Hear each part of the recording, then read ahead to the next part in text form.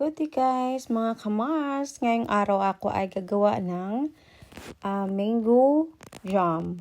So sa aking mango jam, meron ako dyan nilagay na isang banana, isang can ng mango, tapos yung fresh na mango nilagay ko din dyan. Naglagay din ako ng watermelon or yung tawag sa kanila ay hunig bene. Hunig bene ang tawag sa kanila guys.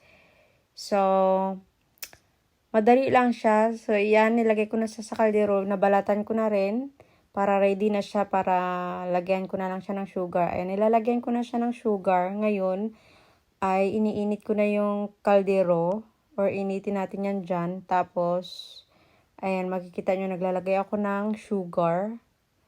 So, tansya ko lang yung sugar ko dyan kasi para alam ko na hindi siya masyado matamis.